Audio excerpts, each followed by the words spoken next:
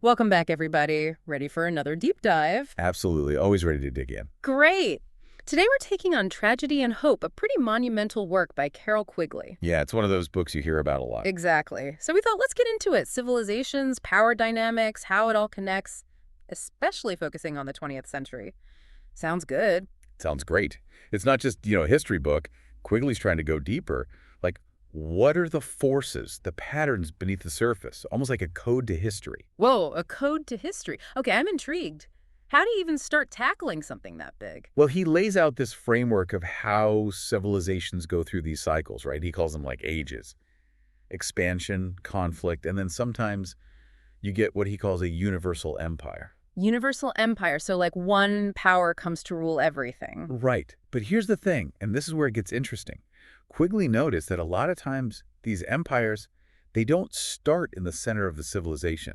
They pop up on the edges. Whoa, wait, really? I think the strongest part would be the one to make an empire. You'd think, right. But think about it. Rome, it wasn't smack dab in the middle of Greece. It was kind of off to the side. Same with like the Aztecs, Incas, not the established centers, but the outer regions. Huh. So is there something about being on the edge that, I don't know, makes you more likely to grow like that? Quigley suggests it's kind of a mix of things. If you're on the periphery, you got to be adaptable, got to innovate to survive. Plus, you're exposed to different ideas, different cultures. It's like you're playing catch up, so you got to be more creative, right? Totally. Yeah. And you're maybe not so stuck in the old ways of doing things, the hierarchies of the core. So you take risks, experiment, things the established powers wouldn't. Okay, so if we think about that today, like, are there peripheral powers now that might be, changing the game as we know it? That's the question, isn't it? And Quigley really digs into how Western civilization, in particular, spread its influence globally. But it's not a simple story. He talks about this kind of double-edged sword, right? The spread of Western stuff. It could bring advances, but also shake things up big time. Right, so he's saying, yeah, Western innovations, they brought material benefits, but could disrupt traditional ways of life. Like, give me an example. What kind of thing is he talking about? He uses Native Americans as an example, right? Yeah. So they encountered guns and traps from Europeans, powerful tools, but they changed traditional hunting, created dependency, made them more vulnerable in a way. That's a really good point. It makes you think about progress differently, Like, what do we really mean by that? It's a good reminder. Yeah. Cultural exchange, even when it seems like a good thing, there can be consequences you don't expect. This is seriously making me rethink how I see globalization, cultural exchange, that whole thing. That's what Quigley wants, that kind of critical thinking. Then he takes us through how economic systems evolved, especially this rise of financial capitalism. He starts with mercantilism, right, where it was all about, like, tangible goods. Yeah, and then he shows how the focus kind of shifts to money itself, right? Yeah. So you get central banks, private bankers, these whole intricate financial networks popping up. So it gets more complex, but also it sounds like maybe concentrates power in a new way. Totally. Quigley highlights guys like J.P. Morgan, the Rockefellers, how they gained so much power within this system. Names we still know associated with, like, wealth and influence. Crazy. So to get this new financial landscape, he uses an analogy, which I thought was helpful. Imagine, like, the solar system. Oh, I'm picturing it. Central bank, that's the sun, right in the middle. Yeah. Then these powerful institutions, they're like planets orbiting around it, each with their own pole, So there's this whole dance of power, influence within this financial world, and this is where the gold standard comes in. Exactly. Quigley calls it this, like, automatic mechanism for international payments. Sounds simple. Tie your currency to gold, but... I bet it wasn't that simple in practice, huh? Right. Quigley points out it depended on very specific conditions that were already breaking down by 1900. Like, what were some of those things? Well, nations had to keep big gold reserves and follow really strict financial rules. As trade and finance got more complex globally, that got hard to keep up. So what happened? Did everyone just ditch the gold standard? After World War I, yeah, there's this shift toward what we have now, fluctuating exchange rates. I bet that caused a lot of uncertainty, right? If you don't know what your money's worth from one day to the next. Yeah, it was a huge change. Businesses suddenly couldn't predict prices as easily, added a whole new level of risk to the global economy. So even something as abstract as, like, the financial system, it has real-world consequences, right? Absolutely. And Quigley then focuses on Germany, which he argues kind of took Western civilization and adapted it in a unique, maybe even unsettling way. What made Germany so different? He saw them as that peripheral power we talked about earlier. Yeah. To catch up, they made some deliberate choices. Like what kind of choices are we talking about here? Well, Quigley argues they downplayed some core Western ideas, things like liberalism, individual liberty. Why would they do that? He suggests it was to speed up industrialization, national unity. It's like they made a trade-off. So economic and military power prioritized over individual rights and freedoms. That's how Quigley sees it. It had both positive and negative outcomes, which is, I think, important to consider. It makes you think, right, about what trade-offs societies make, what we're willing to give up for certain kinds of progress. For sure. And it's a question that keeps coming up. Mm. Now, as we move into the 20th century, things get even more tangled. Quigley takes us into the world of global politics that led to World War I. He focuses on what they called back then the Near East question. Okay, the Near East question, what was that all about? It was basically about the Ottoman Empire. It was falling apart, which created this power vacuum. And naturally, others wanted to fill that vacuum, right? You got it. You've got Britain, France, Germany, Russia, all wanting influence in the region, each with their own goals. Think of it like a high-stakes chess game. So you've got this competition brewing for power and resources, and everyone's on edge. It was a tinderbox waiting for a spark. And that spark, tragically, was the assassination of Archduke Franz Ferdinand, right, in 1914. Exactly. It set off a chain reaction, pulling all these major powers into the deadliest war the world had ever seen. Looking back, it's like, wow, you can see those pieces falling into place, leading to this catastrophe. Quigley helps us see those pieces, understand the forces at play. But he also reminds us that, history isn't inevitable. Yeah. Choices were made and they had consequences. And that's where his work is so fascinating. He's not just describing what happened, but helping us understand why it happened. Exactly. It's like he's challenging us to think critically about the past and see how those patterns, those forces might still be at play today. It does make you wonder, are there similar things happening in the world right now? Are we making choices that could lead to, similar outcomes? That's the power of studying history, right? It gives us a lens to view the present and think about the potential consequences of our actions. So as we get deeper into World War I, what's Quigley's take on this pivotal moment? Yeah. How does he approach this huge turning point? He goes beyond just battles and dates. He takes us into the minds of the people making decisions, dissecting what led to this global catastrophe. So it's like a deep dive into human decision-making, how even the best intentions can go wrong? Absolutely. He shows how miscalculations, misunderstandings, even just plain blunders played a huge role in this tragedy. It's a good reminder that even the most powerful people, they're still human. They make mistakes, and those mistakes can have huge consequences. Exactly. And the consequences of World War I, they would shape everything that came after, the entire course of the 20th century. It makes you realize how important it is to understand history, not just as a bunch of facts, but as a way to understand how we humans behave, how we make choices. And that's what Quigley encourages. He wants us to see the connections, cause and effect. Choices in one era can have huge and often unintended consequences in the next. So, as we move forward in our deep dive, I'm really eager to see how he unpacks World War I and its aftermath. He offers a perspective that goes beyond the usual stories of heroes and villains, It's a nuanced, thought-provoking look at this crucial point in history. This is really hitting home for me, that understanding history isn't about memorizing dates. It's about getting those forces that shape our world, the choices we make, and the consequences that follow. Exactly. And as we'll see, those consequences can be both profound and unpredictable. Well, with that in mind, let's dive into the heart of World War I and see what insights Quigley has to offer. He takes us right into the trenches, gives a really visceral account of just how horrific modern warfare had become. Reading about battles in a book is one thing, but I imagine Quigley really brings that experience to life, doesn't he? He doesn't shy away from anything.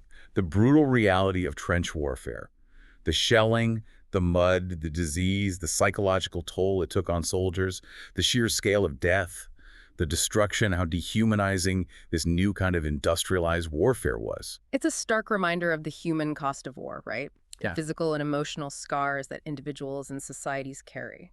And it challenges us to remember the lessons of this conflict, to work hard to prevent such horrors from ever happening again. It's easy to get caught up in the big picture, the strategies, but we can't forget the individual lives that are shattered by war. Absolutely. Quigley doesn't let us forget. He makes sure we see the human faces behind the statistics. So beyond the battlefields, how does he analyze the global impact of World War I? He argues that the war marked a turning point in world history. It's where European dominance starts to decline and new global players emerge. This was the war that really brought the United States onto the world stage. Yet Exactly. And it saw the rise of new ideologies like communism and fascism that would shape the 20th century in profound ways. it's almost like the old world order was shattered by this war, and then new powers, new ideologies rushed in to fill the void. That's a great way to put it. And that void, it would be a source of conflict and instability for decades to come. So how does Quigley approach the peacemaking process that followed this devastating war? He takes us right into the Paris Peace Conference, where the victorious allies met to hash out the terms of peace, redraw the map of Europe. I imagine there were a lot of competing interests and agendas at play there. Oh, tons. Quigley highlights the key players, their different visions for the post-war world, all the compromises made under pressure. So was it a successful peace conference? Did they achieve what they set out to do? It's a complicated question. Quigley acknowledges the efforts to create lasting peace, but he also points out the flaws in the treaties that came out of it. What kind of flaws? He was especially critical of how harshly Germany was treated. Reparations, territorial losses, the humiliation it caused. I can see how that could backfire. Breeding resentment, setting the stage for future conflict. That's exactly what Quigley argues. Those punitive measures, combined with the failure to address the root causes of the war, it created this breeding ground for resentment and instability. And that, ultimately, contributed to the rise of Nazi Germany and the outbreak of World War II. So the peace treaty itself may have actually sown the seeds of the next global conflict. That's Quigley's analysis. It's a reminder that even peace treaties, even those created with the best intentions, can have unintended consequences. It makes you think about that balance between justice and forgiveness. How do you address past wrongs without creating new ones? It's a challenge that societies still grapple with today. So, with the Treaty of Versailles in place, this New World Order seemingly established, where does Quigley take us next? He takes us through that turbulent interwar period. It was a time of both hope and disillusionment as the world tried to recover from the devastation of World War I. I've always found that period so interesting, that sense of uncertainty, the clash between the old and the new, the seeds of new conflicts being sown even as the world tries to heal. It's perfect for Quigley's analysis, this period. All those forces he identifies, you can really see them at play. So how does he approach this era of transition and upheaval? He starts by looking at the economic boom of the Roaring '20s, the rise of mass consumerism, that cultural energy, especially in the U.S. It was a time of great innovation, creativity, and optimism, wasn't it? Yes, but Quigley also points out the underlying weaknesses in the global economy, the social and political divisions within nations, and the rise of extremist ideologies that threaten the fragile peace. So, beneath the surface of that apparent prosperity, there were cracks. Exactly. Quigley peels back the layers, showing us how complex this era was, full of both progress and peril. It reminds me of that saying, those who cannot remember the past are condemned to repeat it.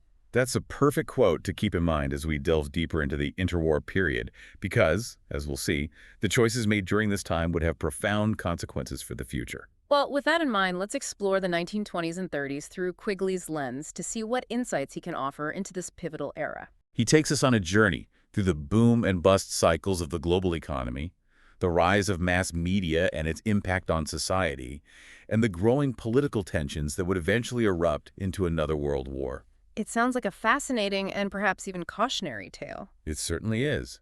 And as we'll see, Quigley challenges us to consider the lessons of this era, the choices made, and the consequences that followed as we navigate the complexities of our own time. Well, I'm eager to see how he unravels this complex period in history. He begins by taking us deep into the heart of the Great Depression, a global economic crisis that had a devastating impact on nations around the world. I can only imagine how this event, this collective trauma, shaped the worldview of an entire generation. It absolutely did. Mm-hmm. Quigley explores the causes of the crisis, the economic and social consequences, and the political upheavals that followed. Mass unemployment, breadlines, social unrest, the rise of extremist movements exploiting people's despair and anger. It's a stark reminder that even in the most advanced societies, economic hardship can make extremism and instability grow. Exactly. And as we'll see, the Great Depression had profound consequences, not just for national economies, but also for their political systems and their place in the world order. So how does Quigley analyze the responses of various governments to this crisis? He examines a range of approaches, from the New Deal programs in the United States to the rise of authoritarian regimes in Europe. It's fascinating to see how different societies facing the same crisis chose such different paths. Quigley helps us understand those choices, exploring the political, social, and economic factors that shaped them. He analyzes what worked, what didn't, and the long-term implications for these societies. It makes you wonder, are there lessons from the Great Depression that we can apply to the economic challenges we face today? That's a question Quigley would encourage us to ask. He believed that history, if we study it carefully, can offer insights and guidance for navigating the present and the future. Well, with that in mind, let's dive deeper into the Great Depression and see what wisdom we can glean from Quigley's analysis. He takes us right into the heart of this global crisis, showing us the human faces behind the economic statistics, the struggles, the resilience, and the choices made that would shape the course of history. I'm ready to learn more. Now, as we delve deeper into the interwar period, Quigley turns his attention to one of the most consequential events of the 20th century, the rise of Nazi Germany. This is a dark chapter in human history, a stark reminder of the dangers of extremism and the fragility of democracy. Exactly. And Quigley approaches this topic with his usual meticulousness, exploring the historical, social, and psychological factors that contributed to the rise of this horrific regime. Where does he begin his analysis? What's his starting point? He starts by examining the conditions in Germany after World War I, the economic and political instability of the Weimar Republic, the deep resentment over the Treaty of Versailles, the social and psychological wounds left by the war. It's a potent mix of factors, a recipe for discontent and disillusionment that extremists could exploit. And that's exactly what happened. Quigley shows us how the Nazi Party, led by Adolf Hitler, skillfully manipulated these grievances, channeling them into this potent brew of nationalism, anti-Semitism, and promises of national revival. It's chilling to see how these hateful ideologies gained traction, how they were able to tap into people's fears and anxieties, and ultimately seize power. Quigley doesn't just describe what happened, though. He digs deeper into the ideology of Nazism itself, its origins, core principles, and its appeal to different segments of German society. It's so crucial to understand where movements like this come from, intellectually and emotionally.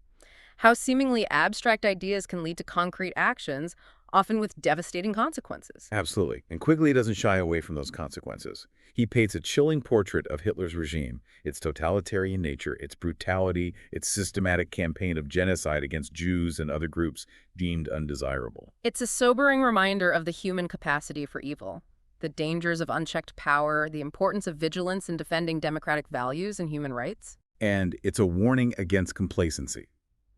The forces that gave rise to Nazism are not unique to Germany or that specific time period. That's a scary thought, but an important one. Quigley would agree. He wants us to learn from the past, to recognize the patterns of extremism, and to be aware of the potential for such movements to emerge in any society where the conditions are right. So how does Quigley approach the events that led to the outbreak of World War II? How does he trace that path? He guides us meticulously through the key events that mark the road to war. The remilitarization of the Rhineland, the annexation of Austria, the invasion of Czechoslovakia. These were all blatant violations of the Treaty of Versailles, weren't they? Breaching the peace that had been established. They were. And Quigley analyzes how the other European powers responded, especially Britain and France. Their policies of appeasement, their hopes of avoiding another war, and their ultimate failure to stop Hitler's aggression. It's a tragic story. Miscalculation, misplaced hope, the danger of underestimating the ambition of a dictator. It's been told many times, but Quigley offers a fresh perspective. He highlights that complex web of factors that led to this global catastrophe. So it's like a masterclass in historical analysis, but also a warning. The dangers of letting aggression go unchecked and how crucial it is to stand up to tyranny early on. Absolutely. And Quigley doesn't just chronicle the events, he gets into the heads of the key players, their motivations, their calculations, and shows the flaws in their thinking, the missed opportunities that might have changed everything. This really drives home the point that history isn't just a list of things that happened. It's this complex tapestry of choices, actions, reactions. Every decision has these ripple effects, often unintended. That's key to how Quigley views history, not as a static story, but as this dynamic process, this web of interconnected forces, and forces we can learn from and hopefully influence for the better. Well, with that in mind, let's follow Quigley's lead and delve deeper into the events that led to the outbreak of World War II. He starts by taking us to the battlefields of Europe, where the Axis powers, with Nazi Germany leading the charge, launched their blitzkrieg attacks. It shocked the world how fast and ferocious they were. This was a whole new way of fighting, wasn't it? Fast, mobile, incredibly destructive. Exactly.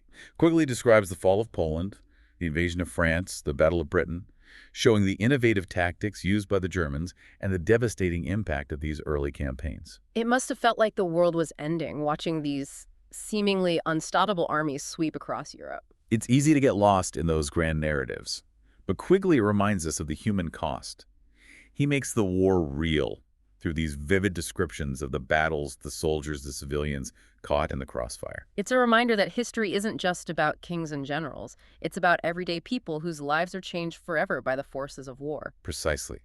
And as we'll see, Quigley also highlights those acts of courage, resilience, and resistance that emerged even in the darkest of times. Well, with that in mind, let's follow Quigley's lead and delve deeper into the battlefields of World War II to see how this global conflict unfolded and to understand its profound impact on the world. So we've got those early Axis victories, but then Quigley takes us to, I think, a real turning point, the Battle of Britain. This is when the German Luftwaffe, their air force, tried to basically bomb Britain into surrendering, right? Right. But the RAF, the Royal Air Force, they put up this incredible defense, even though they were outnumbered. Quigley argues this was huge. It showed that Hitler could be stopped. It must have been, like, incredibly inspiring for the British, for the whole world, to see them stand up to this force that seemed unbeatable. Totally pivotal moment. And Quigley points out this is where you see the importance of air power in modern warfare. Technology, intelligence, and just pure determination played a huge role in this victory. Shows that even when the odds are stacked against you, courage and, being smart about it can make a difference. Now, as the war expands, Quigley takes us to the Eastern Front. The clash between Nazi Germany and the Soviet Union, this becomes the bloodiest theater of the whole war. Yeah, this was more than just armies fighting. It was like two whole ideologies going head to head, right? Exactly. Quigley gets into that clash, Nazism versus communism, the role of nationalism and propaganda on both sides. But he doesn't shy away from just how brutal the fighting was. I've read accounts of the Eastern Front, absolutely horrifying. The scale, the casualties, the sheer brutality, it's almost impossible to grasp. It was horrific. Quigley describes the initial German invasion, how massive it was, the staggering losses on both sides. He talks about the scorched earth tactics the Soviets used, the atrocities committed by the Nazis, the siege of Leningrad, the Battle of Stalingrad, the Battle of Kursk. These battles changed the course of the war in favor of the Soviets. They were turning points, but at a huge cost. Right. Quigley emphasizes this. Even though they were Soviet victories, they were what you might call Pyrrhic victories, won at a tremendous cost in human life and suffering. It's a reminder that even when you win a war, the scars can last for generations. Now, as the tide turns, Quigley shifts our focus to the Allied campaigns that ultimately led to the defeat of the Axis powers. We often think of D-Day as the turning point, but there were so many battles that came before that, right? Setting the stage. Absolutely. Quigley walks us through the North African campaign, the invasion of Italy. He highlights the strategic thinking behind those campaigns, the challenges the Allies faced, the contributions of different nations. This was truly a world war, fought across multiple continents. Yeah, and he really emphasizes the importance of international cooperation. Think about the logistics, coordinating those massive military operations, plus the role technology played that was constantly changing how wars were fought. It wasn't just armies clashing, it was a war of logistics, technology, and, like you said, ideas. Right. And Quigley shows how the Allies used their combined resources and industrial might to eventually overwhelm the Axis powers. So let's talk about D-Day, the Allied invasion of Normandy. How does Quigley approach this crucial moment? He described it all, the sheer size and complexity of the operation, the meticulous planning, how brave those soldiers were who stormed the beaches, and the fierce resistance they met from the Germans. It's one of those events, even if you've read about it 100 times, it still sends chills down your spine. The audacity of it, the courage, the sacrifices. almost impossible to comprehend. Quigley captures that sense of awe and horror, the scale of it all, the human cost. But he also highlights how brilliant it was strategically.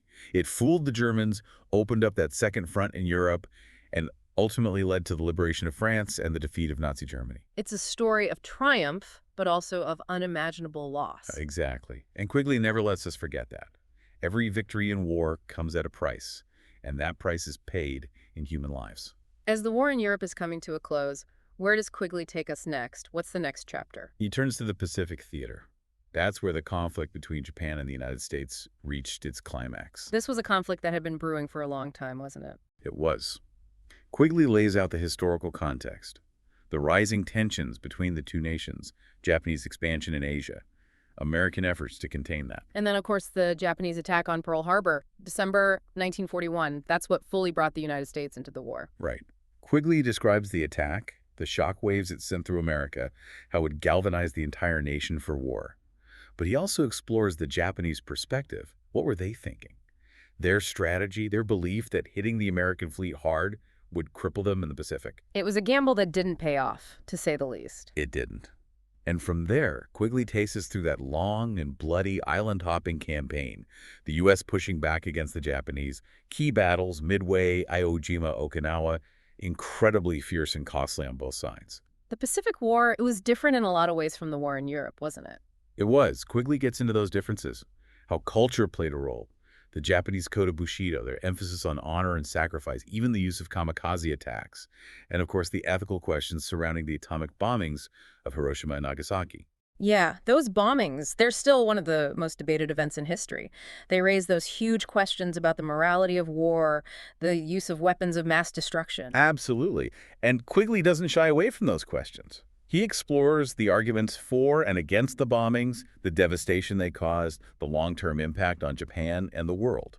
It's a topic that deserves careful thought, especially as we face the threat of nuclear proliferation today. Absolutely. Now, as the war ends, a new world order is emerging. Quigley shifts focus to the challenges of peacemaking and how Europe gets divided between the victorious allies. This is the beginning of the Cold War, right? That ideological struggle between the U.S. and the Soviet Union that would define global politics for decades. Right. Quigley takes us to the Yalta Conference. U.S., Britain, Soviet Union meeting to figure out what this post-war world will look like. So on the surface, it sounds promising. Everyone's talking about peace, cooperation. On the surface, yes. But Quigley highlights those tensions bubbling beneath. The U.S. and Soviet Union, their ideologies clashing, the fight over Eastern Europe, mistrusts already starting to grow. So even as they celebrate victory, they're laying the groundwork for a new kind of global conflict. That's what Quigley argues. Those Yalta agreements, meant to bring peace, actually had the seeds of division and conflict that would become the Cold War. It's a reminder that even when people seem united, those underlying disagreements and power struggles, they shape everything. Now we see Germany divided into occupied zones, the Iron Curtain descending, the Cold War beginning. It's a new kind of global rivalry, U.S. versus the Soviet Union. But it wasn't just about geopolitics, right? It was a fight between fundamentally different ideas about how society should be organized, how the world should be run. You got it. And Quigley goes deep into those ideological differences. The capitalist democratic model of the U.S. versus the communist authoritarian model of the Soviet Union. It was about more than just military and economic power. It was a battle for hearts and minds, trying to win people over to their way of thinking. Right. And Quigley takes us into those battles. The propaganda wars, cultural exchanges, the proxy conflicts fought all over the globe, Korea, Vietnam, Latin America, Africa. This reminds us that the Cold War wasn't contained to one place. It was truly global, affecting people everywhere. Exactly. Now, as we go deeper into the Cold War, Quigley looks at the strategies both the U.S. and the Soviets use to advance their interests and limit the influence of the other. It was like a chess match, but on a global scale, right? Each side making their moves, trying to anticipate the other's next step. A global chess match, that's a great way to put it. Quigley dissects those moves. The geopolitical calculations, military deployments, economic aid packages, covert operations, propaganda campaigns, all designed to gain an edge. It must have felt like living with this constant anxiety, knowing that one wrong move could trigger a nuclear war that would destroy everything. It was a time of incredible tension. The fate of the world felt like it was hanging by a thread. So, how did the United States approach this rivalry? What was their strategy? Quigley explores the idea of containment. That was the U.S. policy to stop communism from spreading. It would guide their foreign policy for decades. And how did they actually carry out this containment policy? What did it look like in practice? Quigley lays out the details. Hmm. Military alliances like NATO, economic aid programs like the Marshall Plan, covert operations by the CIA. So they used a combination of hard power and soft power to try to contain the Soviet threat. Right. And the Soviets, they were busy too, expanding their influence, especially in Eastern Europe. That's what led to the Soviet bloc, right? Those Eastern European countries under Soviet control. Exactly. Quigley examines what was happening within the Soviet bloc, the crushing of dissent, imposing communist ideology, and also the resistance movements that popped up in response. This wasn't just a fight between nations. It was a fight between ideas, between those who believed in communism and those who opposed it. Right. And Quigley doesn't shy away from the moral complexities. Both sides had their justifications. Atrocities were committed in the name of ideology. The human cost of this rivalry was immense. So, how did this ideological battle play out on the world stage? Where were the key clashes? Quigley takes us through those key events, those flashpoints that almost pushed the world into nuclear war. Like the Berlin blockade, the Korean War, the Cuban Missile Crisis. Those moments must have terrified people around the world. They were terrifying. Quigley gives us the context, what the leaders were thinking, the risks they were willing to take, and how close we came to disaster. It makes you realize how close we came to destroying ourselves, how fragile peace really is, and how important it is to have leaders who can navigate these dangerous situations with wisdom and restraint. Now, as the Cold War keeps going, Quigley focuses on the nuclear arms race, this dangerous competition that threatened to turn into a catastrophic global conflict. It's almost too scary to think about. The destructive power both sides were building up, the ability to wipe out the world many times over. It was a terrifying reality. Quigley walks us through the development of the atomic bomb by the U.S., then the Soviets getting nuclear weapons, the escalating arms race that followed. He must have felt like the world was rushing toward a cliff, each side building more and more powerful weapons. It was a race fueled by fear and mistrust. The thinking was, only way to stop them from attacking is to have more weapons than them. This is where that idea of mutually assured destruction comes in, right? If one side launches a nuclear attack, the other retaliates. Everyone dies. Exactly. A chilling logic. A strategy based on the threat of total annihilation. Quigley examines this doctrine, how it worked, the risks involved. I just can't imagine how leaders could justify such a strategy, knowing what the consequences could be. It was a product of its time. The threat of nuclear war, it was unlike anything the world had ever seen. But it also shows how important it is, even when faced with unimaginable threats, to hold on to our moral compass, to keep searching for peaceful solutions. I agree. And Quigley highlights those voices, the people who opposed the arms race, who called for disarmament, who believed there had to be a better way. Those voices are important to remember, especially today. Now, as the Cold War grinds on, Quigley shifts focus to those proxy wars that were breaking out all over the place.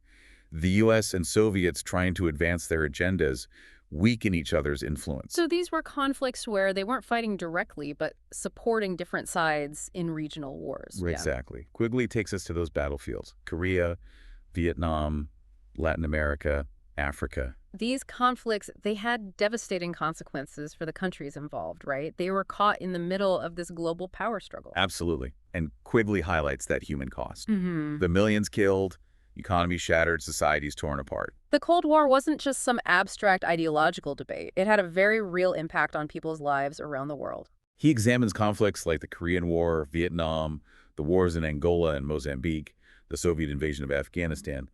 He looks at what caused these conflicts, the superpowers' roles, and the devastation they caused. Often these conflicts had their roots in local issues, historical tensions. But the Cold War made them so much worse, didn't it? It did. And Quigley shows how the superpowers often exploited these local conflicts, giving weapons, training, funding to their chosen side. It's sobering. It shows how global power dynamics can shape these regional conflicts, and often with tragic outcomes. Absolutely. He highlights the human cost of these proxy wars, the geopolitical calculations that drove them, and how tragic superpower intervention in regional conflicts often was. It really underscores that the Cold War wasn't just an ideological battle, it was global, affecting millions. It also makes you think about how, even though the Cold War is over, the legacy of these conflicts still shapes the world today. That's right. Now, as the Cold War enters its final phase, Quigley examines what led to its end. This was a time of massive change, right? The Soviet Union struggling internally, the Berlin Wall coming down, turmoil in Eastern Europe. The world was watching, waiting to see what would happen. It was uncertain, but also hopeful. Quigley looks at the problems facing the Soviet Union in the 80s, the economy stagnating, people unhappy, and then you have Mikhail Gorbachev and his reforms. Gorbachev was a key figure, wasn't he? His policies, perestroika and glasnost, meant to reform the Soviet system, but they ended up contributing to its collapse. We did. Quigley analyzes Gorbachev, what he was trying to do, trying to save the system through reforms. But those reforms had unintended consequences that ultimately brought down the Soviet Union. It's fascinating. It shows how even well-meaning reforms can backfire, especially when they go against a rigid authoritarian system. Exactly. He also looks at the growing pressure within the Soviet bloc for more freedom, more self-determination. The Solidarity movement in Poland, those revolutions in 1989 in Eastern Europe that broke down the Iron Curtain, ending the Cold War. These were people-powered revolutions, weren't they? Ordinary people risking everything for freedom and democracy. Incredibly inspiring. It was a remarkable time.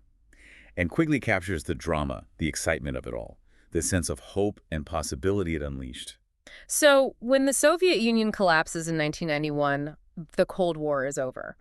What was Quigley's take on that? He saw it as a win for freedom and democracy, those values that Western civilization had been pushing for. But he also knew that new challenges and uncertainties were coming. What kind of challenges? He talked about the rise of globalization, new powers like China emerging, the threat of terrorism. These were things that would continue to shape the world in the 21st century. One era ends, another begins, full of both promise and peril. Exactly. And Quigley, with his understanding of history, his insights into human nature, he was well positioned to make sense of this new landscape and offer his thoughts on what was to come. We've covered a lot. Rise and fall of civilizations, the tangled power dynamics of the 20th century. I feel like I understand Quigley's work so much better now. His work is tough, but it's worth it. He challenges the usual way we look at history and pushes us to think critically about what shapes our world. Before we wrap up, though, there's one more part of Quigley's work I want to touch on. Oh, what's that? His analysis of Western civilization itself. He spends a big chunk of tragedy and hope on that. The origins, evolution, what makes the West unique. Curious to hear your take on that. Yeah, that's a big part of the book. He argues that Western civilization, even with its internal struggles and contradictions, has been a powerful force. It shaped the course of history for centuries. He doesn't ignore the bad parts, though, right? The colonialism, imperialism, the wars, the exploitation. No, he's honest about those darker parts of Western history. Yeah. But he also says those flaws don't negate the positive contributions the West has made to human progress. So what does he see as, like, the core of the West? What's made it so influential and long-lasting? He picks out a few key things that he thinks have helped the West thrive and adapt. I'm all ears. First, he talks about individualism, the belief in individual freedom and autonomy. That idea has been central to Western thought for a long time. It has. And Quigley thinks that's a big reason for the creativity, innovation, and energy of the West. Okay. The West is open to new ideas, new ways of doing things, willing to challenge the old ways of thinking.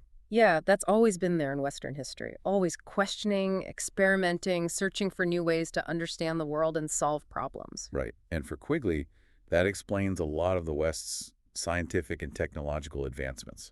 What about the political and social side of the West? How does he see those? He highlights the development of complex institutions, the rule of law, the separation of powers, the idea of limited government. These have all contributed to the stability of Western societies. We take those things for granted sometimes. Mm. But those were hard-won achievements, right? The result of centuries of struggle. Absolutely. And Quigley reminds us that these institutions, they're not frozen in time. Yeah. They have to keep evolving, adapting to new challenges. That's a key point. The West's ability to change, learn from its mistakes, reinvent itself, that's been crucial to its survival. It has. And he sees that adaptability as a major strength. The ability to take in new ideas, technologies, even whole cultures, while still holding on to that core Western identity. So he acknowledges the problems facing the West, but ultimately he's optimistic about its future. He is. He thinks that the West, with its history of adaptability and resilience, can overcome these challenges and find a new way forward. That's a message of hope, especially in times like these. But what does he think are the keys to the West's continued success? He calls for going back to those core values: individualism, reason, freedom, the rule of law. He also says it's crucial to learn from past mistakes, to avoid things like hubris, greed, short-term thinking, those things that have led to the downfall of civilizations in the past. It's like a call to action, right? A reminder that we all have a part to play in shaping the future of our civilization. Exactly. And he challenges us to grapple with the complexity of our time, to hold on to those principles that have made the West a force for good, and to work together to create a world that's more just, more sustainable, more humane. That's an inspiring note to end on. Now, getting back to his analysis of Western civilization, Quigley brings up this idea of instrumentalism. He thinks it's been key to the West's success. Instrumentalism. That's an interesting word. What exactly does he mean by that? He's saying that Western civilization is really good at developing and adapting institutions and tools to reach specific goals, whether it's science, technology, politics, economics, you name it. So it's about pragmatism, finding practical solutions, using tools and systems to get things done. Exactly. He points to the scientific method, the creation of democratic institutions, the rise of capitalism, all as examples of this instrumentalist approach. So it's like the West's knack for innovation, figuring out how to use knowledge and resources to solve problems, to make progress. Right. And he contrasts this with other civilizations that he thinks focus more on tradition, hierarchy, and spiritual values. He's not saying those are bad, but they can make it harder to progress and adapt. So he's saying there needs to be a balance, a willingness to try new things when you need to. Exactly. And he thinks the West, with its focus on pragmatism and problem solving, is well suited to tackle the challenges of the 21st century, things like climate change, inequality, AI. Those are definitely problems that need innovative solutions, thinking outside the box. Of course, Quigley acknowledges this instrumentalist approach has its downsides too. You can end up focused more on the means than the ends, seeing the world as a bunch of problems to solve, and maybe even using any means necessary to get what you want, even if it's morally questionable. So like a double-edged sword. Practicality and efficiency can lead to progress, but also to unintended consequences, ethical dilemmas. Right. It reminds us that even the good things about Western civilization can have a dark side, and progress should always be guided by ethical considerations. Now, as Quigley traces how Western civilization evolved, he points to a major turning point, the rise of financial capitalism. This is where things get really interesting, maybe even controversial. He says this new kind of capitalism that popped up in the late 19th century, it was fundamentally different from the older forms. What were the big differences? How is it different? He highlights the increasing concentration of financial power in the hands of a few, the rise of complex financial tools and institutions, and the growing disconnect between the financial world and the real economy, the one that produces goods and services. So he's talking about a shift from an economy based on making and trading things to one that's more about finance, speculation, chasing profits for their own sake. Exactly. And he argues this shift to financial capitalism has had a huge impact on the West. More inequality, economic instability, and a weakening of democratic values. That's a pretty strong criticism of financial capitalism. What evidence does he give for this? He points to the growing gap between rich and poor, wealth concentrated in the hands of a few, the financial crises that have hit Western economies, and the influence of money in politics. All issues that are still very much with us today. Exactly. And Quigley argues these aren't just temporary problems, they're symptoms of something deeper, a shift in values and priorities within Western civilization. So he's saying financial capitalism is in negative development, a move away from the principles that he thinks made the West successful in the past. He is. He sees it as straying from those principles of individualism, entrepreneurship, competition. He thinks financial capitalism, with all the speculation and focus on short-term profits, has damaged those values and created a system that's out of touch with what society needs. That's a challenging argument. Is he saying financial capitalism is the only cause of the West's problems? No, he acknowledges there are many factors, but he sees financial capitalism as a main driver of those negative trends: inequality, instability, the erosion of democracy. It makes you reconsider those usual narratives we hear about economic growth and progress. It does. And it encourages us to really think about what role finance plays in our societies, the power dynamics at play, and what values we're choosing as individuals and as a civilization. So, given all that, where does he think this is all going? What's his outlook for the West with these trends? He's worried about the direction things are headed. But he's not completely pessimistic. He believes the West can change course, rediscover its core values, and build a more just, sustainable future. But that's going to take a change in thinking, right? Rethinking our priorities, being willing to challenge how things are. Exactly. And Quigley's work gives us a way to understand these challenges and think about possible solutions. This has been a fascinating look at Quigley's ideas. I have a much better grasp on his work now and how relevant it is to the world today. It's a challenging read, but it's worth the effort. It gives us a different way of looking at history and a framework for understanding what shapes our world. Now, digging deeper into the rise of financial capitalism, Quigley focuses on some key people and institutions that he thinks played a big role in creating this new economic order. He focuses especially on figures like J.P. Morgan and the Rockefellers. They had tremendous financial power and often worked behind the scenes to influence government and manipulate markets. These were larger-than-life figures, titans of industry who shaped the American economy in the late 19th and early 20th centuries. They were. And Quigley criticizes them, arguing that they often prioritized their own profits and power over the public good. He also examines institutions like central banks, which he says have increasingly come under the control of private financial interests, consolidating their power. Right, and he sees that as dangerous. This concentration of power makes it harder to hold people accountable and distorts how the market is supposed to work. It's a perspective that challenges those traditional stories we hear about economic history and encourages us to look deeper, to see those hidden workings of power and finance. He's saying these people and institutions didn't always act in the best interests of society as a whole. They often put their own profits and power first, ahead of the needs of the many. It's a reminder that economic systems aren't neutral. They're shaped by the values and interests of the people who control them. It brings up some important questions, like how do we hold financial elites accountable? What's the role of government regulation? How do we create economic systems that work for everyone? Absolutely. Now, Quigley looks at the impact of financial capitalism, specifically focusing on the gold standard. This monetary system was a big deal in the global economy for much of the 19th and early 20th centuries. That's the system where the value of currencies was tied to a specific amount of gold, right? Right. Quigley describes it as this automatic mechanism that regulated international payments. In theory, it was supposed to promote stability and make trade easier. And he acknowledges the good things about the gold standard. He does. It helped keep prices stable, which was good for international trade during a period of rapid growth. But he also points out its problems, doesn't he? He does. He talks about how it could be manipulated by powerful interests, how it made economic crises worse, and how it could limit growth during recessions. So it had its pluses and minuses. Right. He argues that while it had its benefits at first, it ended up being too rigid for national economies. They couldn't respond effectively to changes, and it made the Great Depression worse.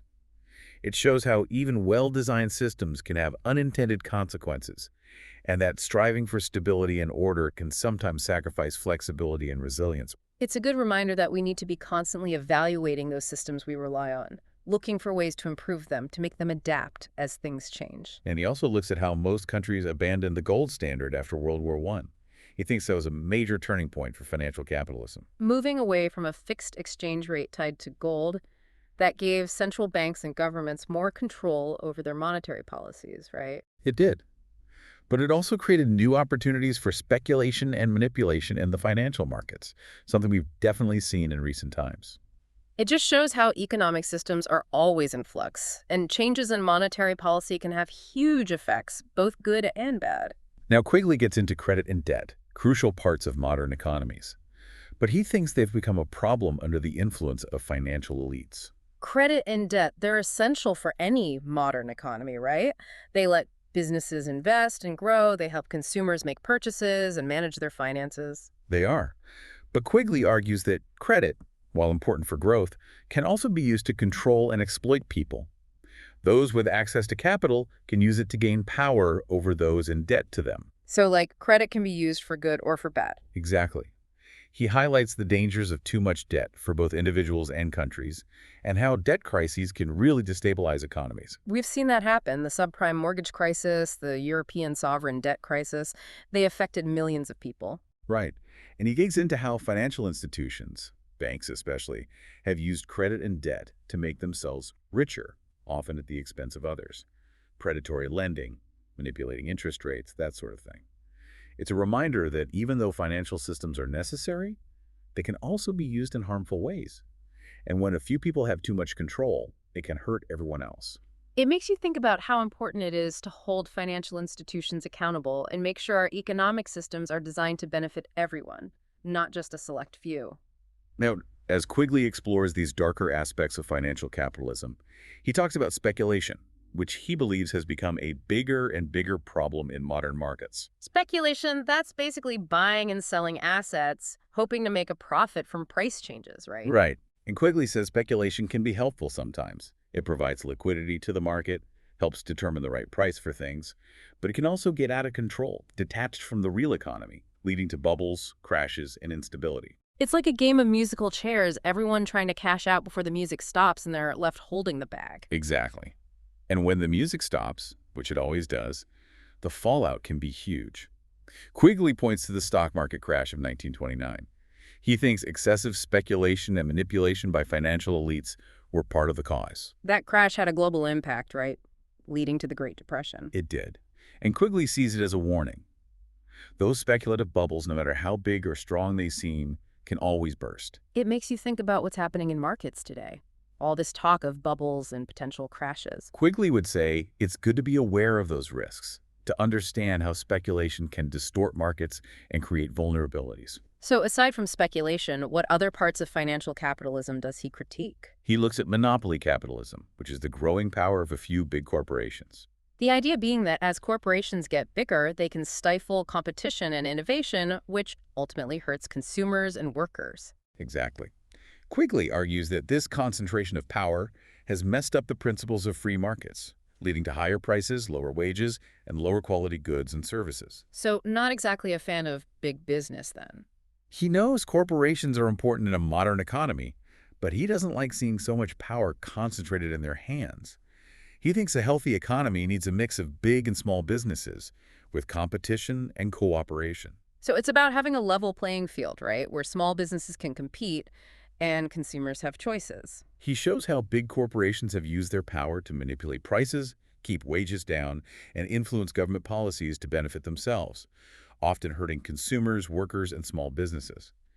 He also talks about how this has led to more inequality, social divisions, and a weakening of democratic values. It challenges the idea that big business is always good for the economy and that unregulated markets always work best. That's a really relevant point today, especially with the growing power of these tech giants and multinational corporations. He reminds us that. He reminds us that economic power is still power. And if it's not checked, it can be dangerous for both the economy and for democracy. So what does he think we should do about it? How do we deal with this concentration of power?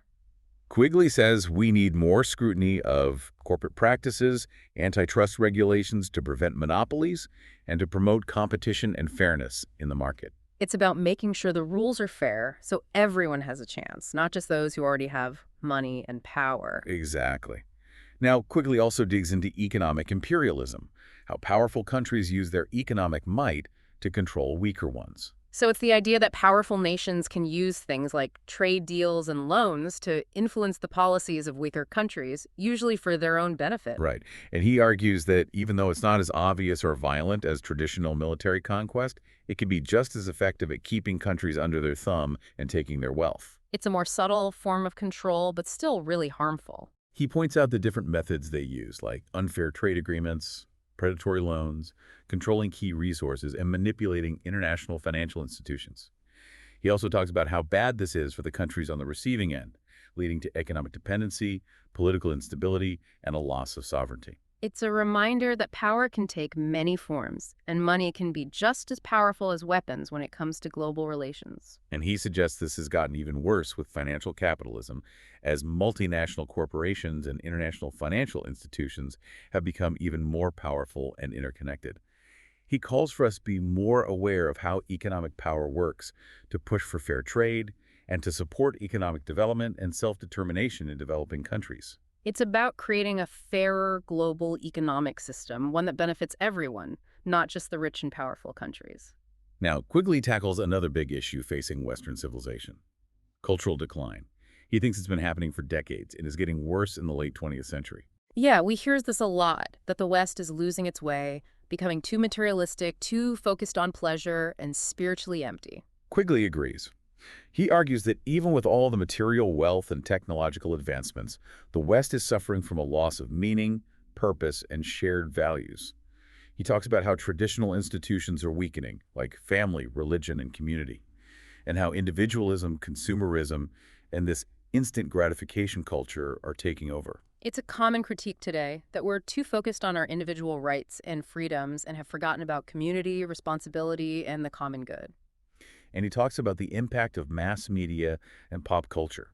He thinks they've lowered intellectual standards, blurred moral lines, and made us more focused on entertainment and superficial things rather than substance and depth. That's a concern that's gotten even bigger with social media. We're flooded with information and entertainment, but it often lacks depth and meaning. It's a wake-up call, really.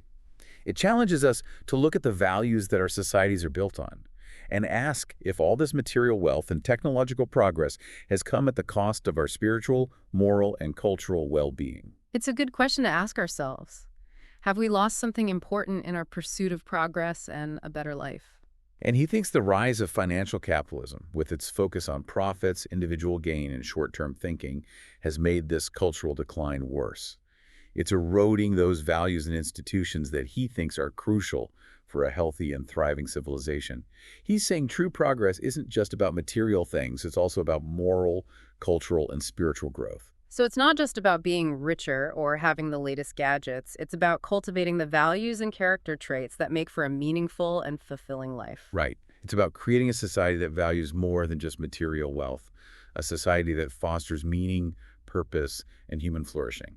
Now, Quigley connects cultural decline with political decline. He thinks they're intertwined. He argues that Western democracies aren't working as well as they used to. They're being manipulated by special interests and can't effectively deal with the complex problems we're facing. He talks about the growing polarization in politics, the loss of trust in government, and the rise of populism and nationalism, which he sees as threats to democracy. It's all over the news today, those divisions, the mistrust of institutions, the rise of extremist groups. It's pretty worrying. He also looks at how financial elites use their wealth and influence to shape the political system, pushing policies that benefit them and silencing the voice of the people. It makes you question whether our democracies are really serving their citizens. Yeah, it makes you wonder, are our democracies working the way they're supposed to? Are they truly representing the people? He believes that the rise of financial capitalism, with all its wealth and power concentrated in the hands of a few, has contributed to this political decline. He says it's warping democratic processes and undermining those principles of equality and fairness that are essential for a healthy democracy. He calls for greater civic engagement, campaign finance reform to reduce the influence of money, and holding elected officials accountable to the people they represent. It's a reminder that we need to be active, informed citizens, participate in the political process, and make sure our leaders are actually working for us. Now, as Quigley wraps up his analysis, he thinks about the future and the choices we face. He acknowledges the challenges both inside and outside the West, the economic and political instability, the cultural and moral uncertainty. Sometimes it does feel overwhelming, all these challenges, the complexity of it all, like we're losing control. It can feel that way.